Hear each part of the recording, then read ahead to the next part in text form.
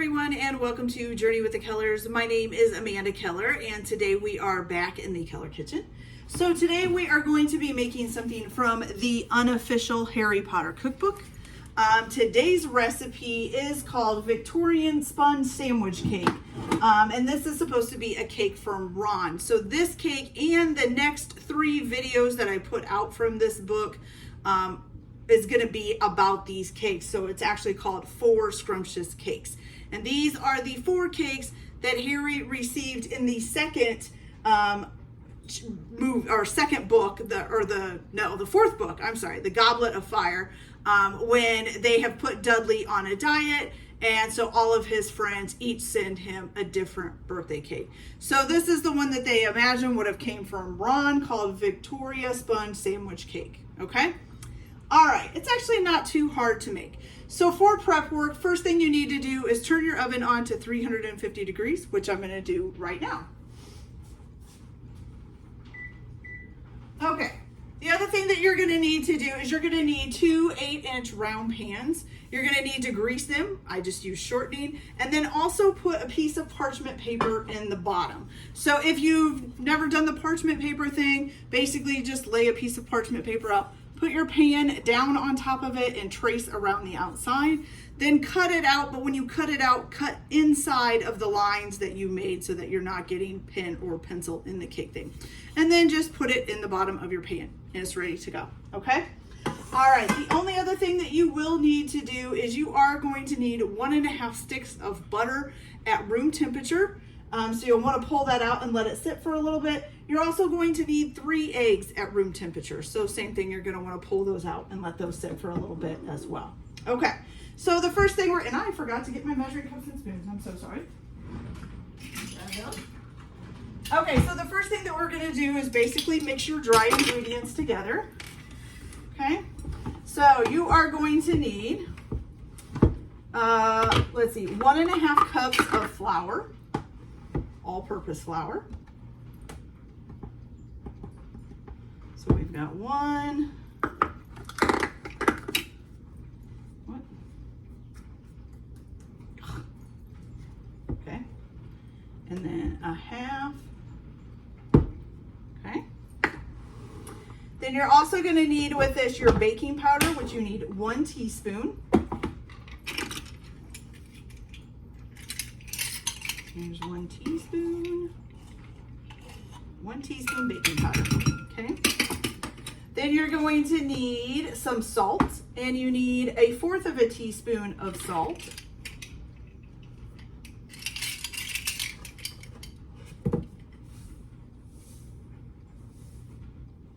Okay. And then, and that's it for this. So you're just gonna whisk that all together.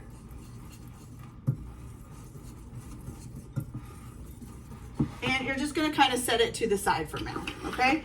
So the next part you need to use either, well, I guess you could probably do it by hand. It would just take longer. So you either need an electric mixer or a stand mixer, okay? And you're going to go ahead and put in this your 1.5 sticks of butter that's been softened or put at room temperature, however you want to say it. So you got 1 and 1/2, okay? Then in with this, you are going to put in some sugar. So you need 1 cup of granulated sugar. And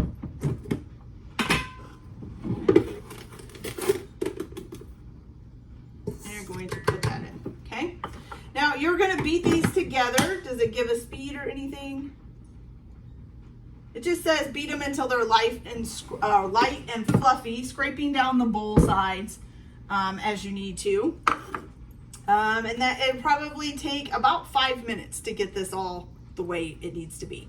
So I'm gonna go ahead and get this beaten, and I have my handy dandy scraper right here to scrape my sides. So I will be right back as soon as this is ready. Be right back. Hey you guys, so I have gotten this nice and mixed up, scraped down the sides a couple times, all that, so you got this nice little fluffy mixture, okay? So now you're gonna keep it on low for a little bit to do this next part. You're gonna add your 3 eggs one at a time, and you're gonna make sure that each one gets mixed up in there before you put the other one in. So here's our first one. And we can turn it up just a little to get that nice and incorporated. And then also, while you're doing this, you need to scrape down your sides as you go along too. So if it looks like everything's kind of staying at the top and the eggs aren't getting mixed in with it, go ahead and give it a good scrape, okay? So there is that one in. We got number 2.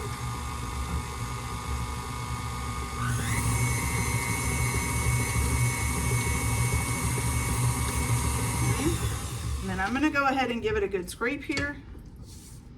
There is a lot up on the sides.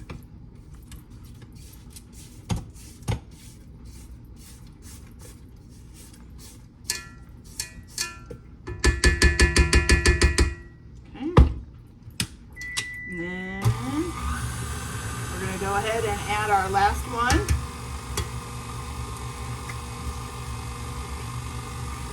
Let that one get all mixed in here.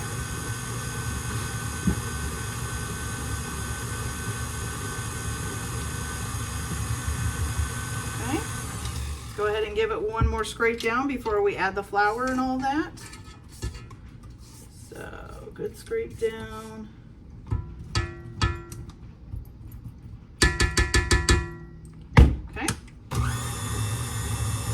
There we go. Okay, so now you're going to turn it down to your lowest setting, and you are going to add in your flour just a little bit at a time. Okay, let's see.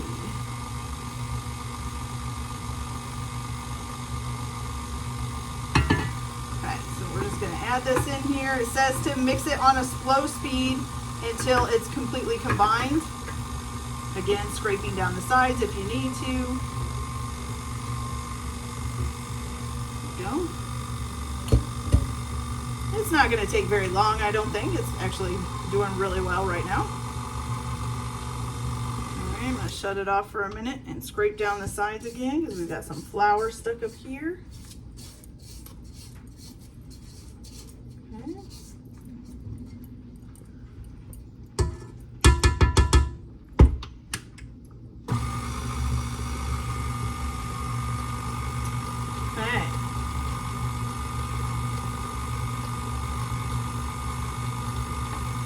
So it all looks nice and combined now. So now you're going to go ahead and just take this all off. I always, oh, that's locked on. There we go. Whew, for some reason, I have so much trouble getting that. I've had this machine for a long time and I still have trouble getting this thing off sometimes. All right, here we go. I'm going to go ahead and scrape everything off of the paddle here. Get it nice and cleaned up. Okay. Then you're going to take this off. Set this back out of the way. You're just going to give it like a good folding. Make sure everything is scraped down and everything is combined in. Just fold it all into here. Some of flour fell off of the paddle when I took it off, so you need to kind of work that back in. Okay.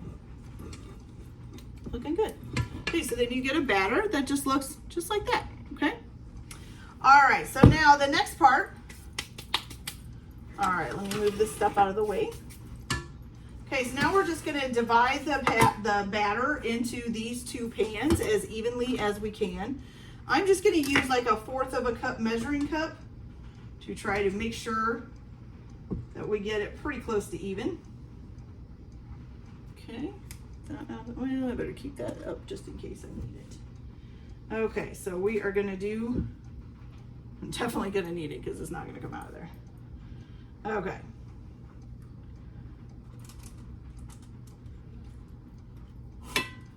Okay. So you're gonna go ahead and divide the batter out evenly. Try to spread it out, you know, in the pan once you get it all in there. And then you're gonna go ahead and pop these in the oven. Let's see, you're gonna bake them for about 20 minutes. It says when they're done, the edges of the cake should be golden brown, but the top of the cake will still be pale. It should be able to basically, it should feel soft, but it should feel set when you touch it lightly in the center, or when a toothpick is inserted in the center, it should come out clean, okay? So once you get it cooked, you're gonna go ahead and let them cool in the pan for about 10 minutes. And then you're going to invert them onto a wire rack and let them cool completely, okay? All right, so I'm gonna go ahead and finish filling these up.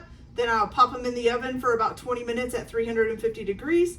Once they're done, basically with the toothpick inserted in and it comes out clean, then I will go ahead and let them cool for 10 minutes in the pan, and then flip them out and let them cool the rest of the way. And then we'll come back and we'll put this together and finish it off. So it's a fairly simple cake. So that's good.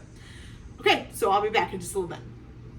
Okay, you guys, so our cakes are all done and all nice and cooled off. So this is how they turned out. They look pretty good. You can't really see the top. It's pale. So it's gold around the edges, pale in the front, okay? All right, so what you're going to do for assembling this. So first you're going to take one plate, you're going to put it on whatever you're using to put your cake on, whether you have a cake board, just a plate like me, or whatever you're going to be using, okay? So you are going to put the top side down. So just like this. So the pale part goes down, okay? Then you're going to take a half a cup of red raspberry, or just raspberry preserves or jam. Is it jam? Raspberry jam, and you're going to put this on here, okay? And then of course you're going to try to spread it out, and it says go all the way to the edge, okay? So all the way to the edge.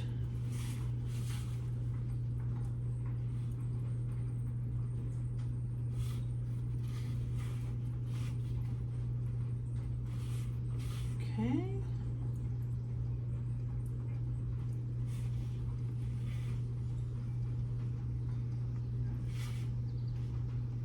Looking good so far, guys.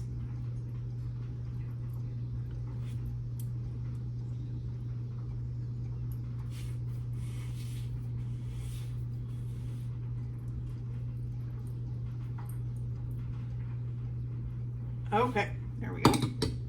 All right, so here is that. Looks really good, doesn't it?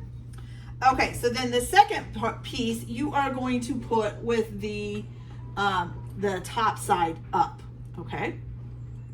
So it does look like a jelly sandwich, doesn't it? It looks like a jelly sandwich. Okay, so the last thing you're going to do is you're going to dust this generously with confectioner's sugar. So let me get some here because I forgot it.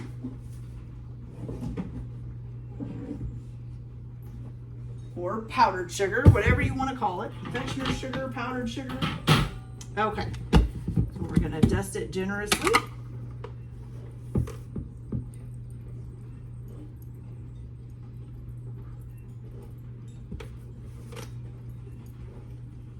That's pretty generous. You know, I sometimes really like just using the simple things for decoration, like powdered sugar. Because you know what? You can also, I mean, it decorates the plate or the surrounding for you as well. It makes it look really good. Okay. So there she is.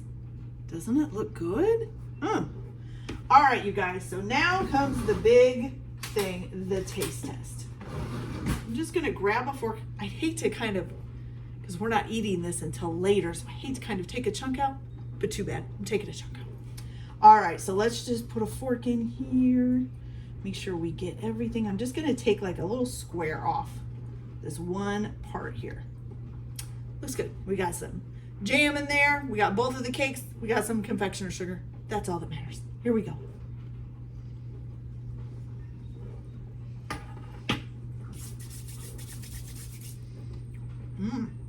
Okay.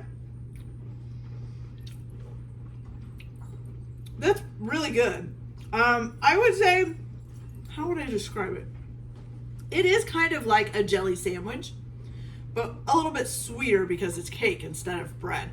And you can really taste I didn't know if you'd be able to really taste the jam because, yeah, you put quite a bit on there, but it's quite a bit of cake. So I was a little afraid that it was going to be overwhelmed by the cake, but it's not. It's pretty good.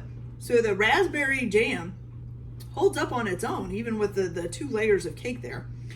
So it's really good, you guys. I really like that. And this is the first time I've ever had this. I've never even, I've heard of sponge cake, but I don't know that I've ever made one. And if I did, I didn't make like a jelly sponge cake sandwich. So it's delicious.